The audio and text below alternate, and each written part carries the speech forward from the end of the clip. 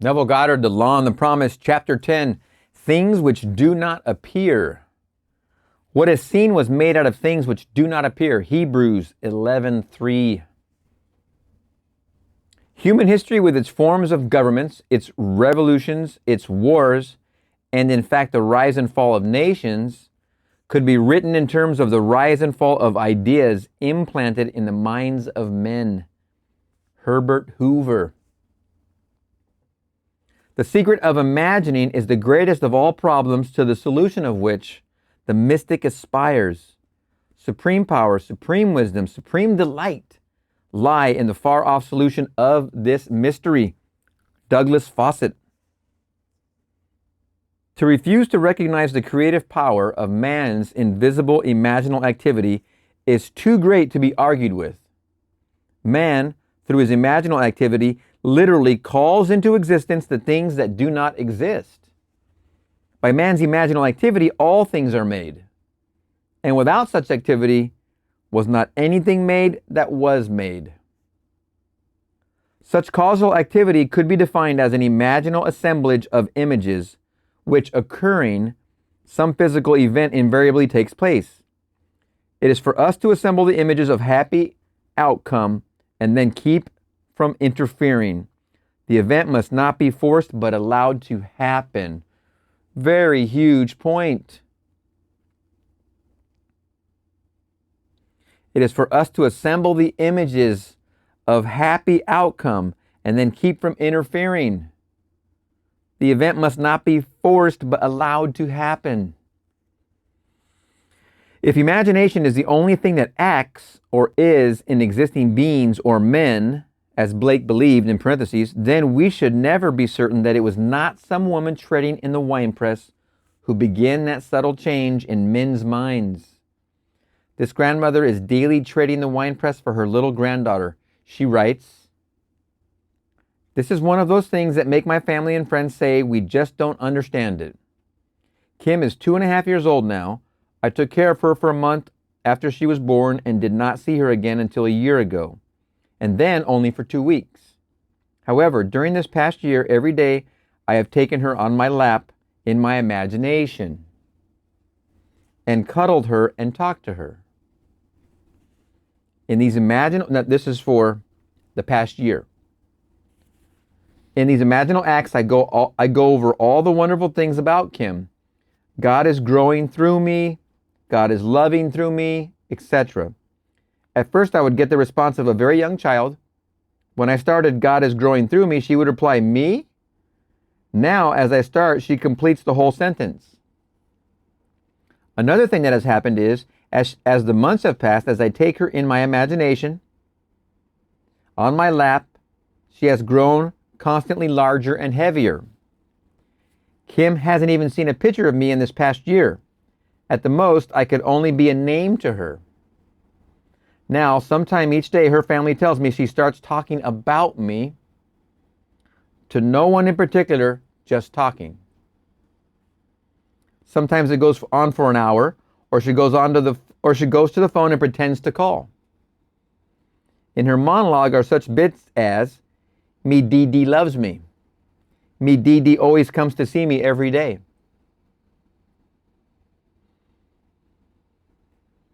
Even though I know what I have been doing in my imagination, it has caused me to wonder much. Signed, DB.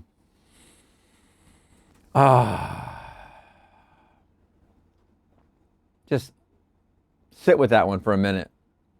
That is wonderful. Wonderful, wonderful, wonderful. All imaginative men and women are forever casting forth enchantments, and all passive men and women who have no powerful imaginative lives are continually passing under the spell of their power. There is no form in nature which is not produced by and sustained by some imaginal activity. Therefore, any change in the imaginal activity must result in a corresponding change in form. To imagine a substitute image for unwanted or defective content is to create it. If only we persist in our ideal imaginal activity and do not let lesser satisfactions suffice, ours shall be the victory.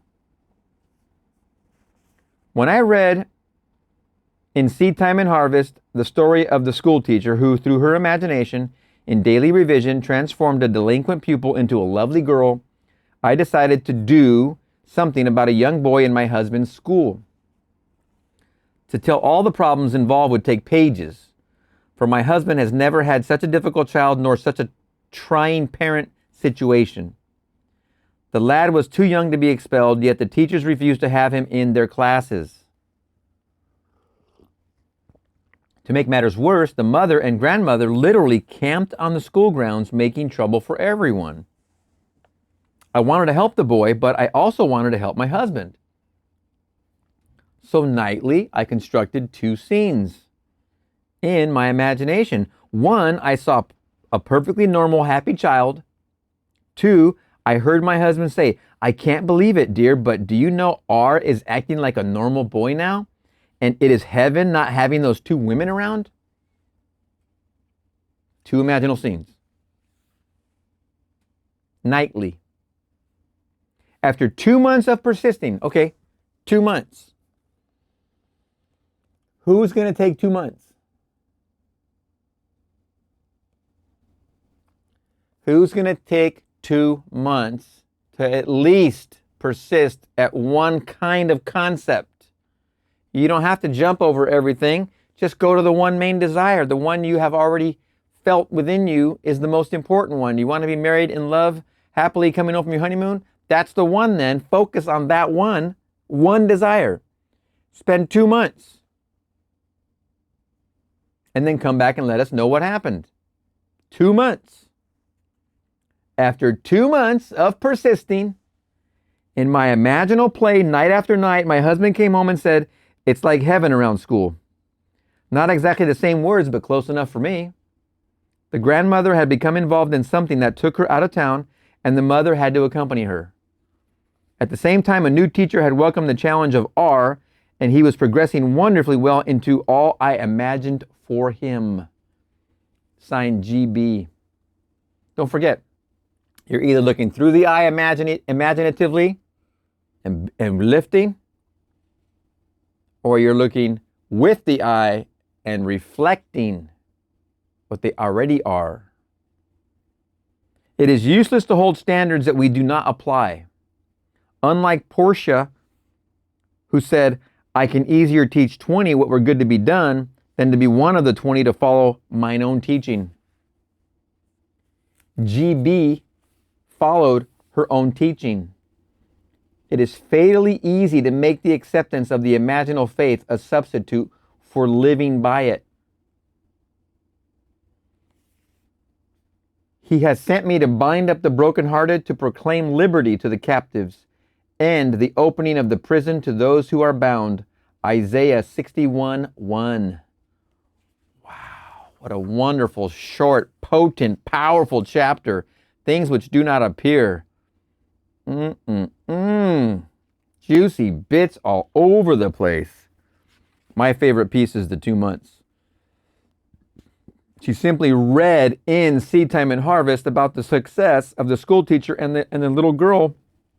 The delinquent pupil turned into a lovely girl. The one that said good morning. And then she decided to do something about the young boy in her husband's school. It wasn't even directly involved with her.